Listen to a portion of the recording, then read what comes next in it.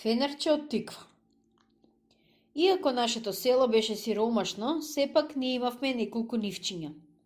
Од тие наши нивчиња најубава и најпладна беше онаа што се наоѓаше по селото. Таа се простираше крај самиот селски друм што водеше за вград. Крај самата река течеше и тивкоро мореше бујниот селски поток, кој пролетно време ќе набуеше и беше матен и пенлив. Нивата беше плодна и песоклива. И како таква душа даваше за Бостон. И што дињи и лубеници раѓаше, големи лубеници како магаришки глави и зрели сладки како мед. Едно рано пролетно утро, кога седевме пред вратата од нашата куќа, дедо ме праша: "Внучко, ти се јаде ли лубеница?" "Како да не ми се јаде," одговорив, "не ќе маче рипче, да има сега една сочна и зрела лубеница, како сладко би ја искрцкал." Ке има, потврдно одговори тој. "Само ти мене да ме слушаш, знаеш како се пее во песничката?" праша тој. "Не знам." "Тогаш слушај. Врти меле воденица, ми се јаде лубеница." Кога стана збор за лубениците, мене од устата ми потекоа лиги и затоа прашав: "Како ќе најдеме лубеници? Сега е пролет, а лубениците, колку што знам, зреат лете." "Кога ти велам ќе има," проложи тој. "Оваа пролет нашата нива што се наоѓа крај селскиот поток ќе ја насадиме со бостан. Бостанот ќе порасне и ќе узрее и ќе има за нас за јадење и нешто ќе продадеме, ќе земеме некоја парица. Знаеш како вели народната поговорка, кој сади и ќе јаде." "Само едно," тука дедо не доврши и ме праша: "Знаеш ли што? Нешто треба да ми ветиш." "Кажи што?"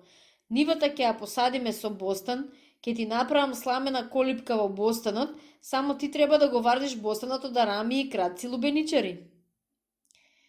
"Не бери грижи, колку за чување бостан ме бива," весело извикав. "Ќе го вардам, ќе си подкаснам некоја лубеница и таму ќе спијам." "За спиење ноќе јас ќе идам, но ти треба да го вардиш само дење." Ќе го вардам, само ти посади го," весело одговорив, однапред радувајќи се дека ќе јадам лубеници. Скоро настапи пролет. Ластовичките се вратија од топлиот југ, дрвјата озеленеа, вошните дрвчиња почнаа да цудат. Птичките почнаа да вијат нови убави гнезда, весело да летаат и да пеат. Целата гора оживе од нивната сладка песна.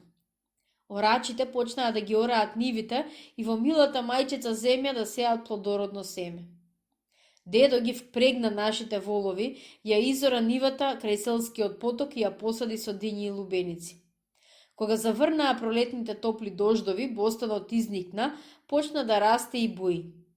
Мајка ми го ископа бостанот, исплеви и што израстоа едни лубеници големи како воловски глави.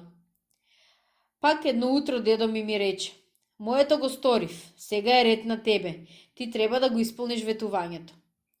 Бев го заборавил моето ветување, па затоа го прашав: "Какво ветување?" "Не се сеќаваш ли?" ме прекори тој. "Бостанот почна да расте и скоро ќе почне да зрее," ме потсети тој. "Нели ми вети дека ќе го чуваш и ќе бидеш падар?" Тогаш се присетив и му реков: Да, дедо, имаш право, ти ветив и ќе го чувам." "Тогаш да одиме на бостанот." "Како да одиме кога бостанот не е зрел?"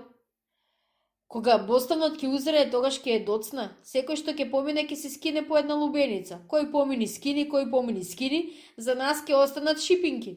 Затоа денеска ќе одиме на бостанот, ќе направиме колипка од слама. Ти внатре ќе седиш и ќе го чуваш бостанот." Дедо го зеде магарето, на него натовари неколку снопчиња слама за покривање и ние тргнавме. Долу крај бостанот дедо насече коље и дрвја. Кољето го начека во земјата и на нив ги врза дрвјата. Згоре на дрвјата распосла слама, ги разреди снопчињата, ги врза и колипката беше готова. Тогаш тој рече: "Оваа колипка со мала врата ќе биде, внуче, како палата." Секое утро, кога сонцето ќе огрееше од исток, кога селските петли ќе го најавеа новиот ден, ќе го земев торбичето со леп, сирење и лук и ќе слезев долу крај потокот да го чувам бостанот. Кога бостанот почна да зрее, почнав и таму да спијам. Не спијав сам, но ќе идеше и дедо да спие со мене. Еден ден, од кога убава се најадов, ожеднев и ми се припи вода. Изворчето од бостанот беше далеку, а пак јас немав стомна за вода. Тогаш на ум ми падна чудна мисла. Околу бостанот дето беше насадил тикви. Го извадив ножето, скинав една тиква, згора ја пресеков и внатре ја излабив. На горниот крај од тиквата дупнав 2 дупки. На дупките врзав една врвка за рачка и садот за вода беше готов. Потоа ја наполнив тиквата со вода. Водата беше толку свежа како да ја пиеш од изворчето. Секој ден ја полнев тиквата со вода и така целиот ден имав свежа вода за пиење. Кога лубениците почнаа да зреат, секој ден си сечев по една лубеница и сладко си јадев. Другите зрели лубеници ќе ги изнесев на патот, ќе ги наредев во ред како војници и ќе ги продавав. Патниците кои одеа в град и се враќаа назад, купуваа од мене лубеници да си ја разладат душата. Кога ќе почнеа да врват, ќе почнев да викам: лубеници, лубеници, зрели се со ред, сладки како мед. Навечер дедо идеше на бостанот, но ќе да спие со мене, ги прибираше парите, заедно спиевме во колипката и тој беше задоволен, а задоволен бев и јас. По некој пат ќе се случише дедо да задосни и ќе дојдеше доцна во ноќта. Тогаш ќе морав да седам во темно и да го чекам деда. За да не седам во темно ми падна на ум една чудесна мисла. За да ја остварам таа моја идеја, зедов една тиква. Тиквата ја излабив, згора направив 2 дупки и врзав една врвка. Така направив рачка за бесење. Целата тиква ја издобив наоколу со дупчиња и направив мали прозорчиња. Внатре запалив една лоена свеќа, убаво ја наместив и така си направив фенерче. Фенерче од тиква. Какво беше тоа фенерче? Фенерче од тиква. Такво фенерче ми се чини немаше никој. Тоа фенерче беше најубавото во светот. Мене ми беше помило од златно и сребрено фенерче. Фенерчето ќе го обесев пред колипката, ќе го запелев и тоа ми осветлуваше целата колипка. Тогаш тоа личеше како некој замок од некоја бајка. Но поради тоа фенерче за малку и ќе настрадав. Една вечер дедо задоцни и не дојде рано во колипката. Јас ја запалив свеќата, ја ставив во фенерчето и го обесив токму под покривот од сламенава колипка. За да не ми студи, се заветка во волнената домашна покривка и легнав во колипката да го чекам деда. Така лежам, дремам и го чекам. По некое време сонот ме совладал и јас сум заспал. Колку сум спил, кој ќе знае. Едно време во сонот слушам некој вика и ме трга за нозете. Станувај бре, ќе изгориш! Кога се разбудив, што ќе видам?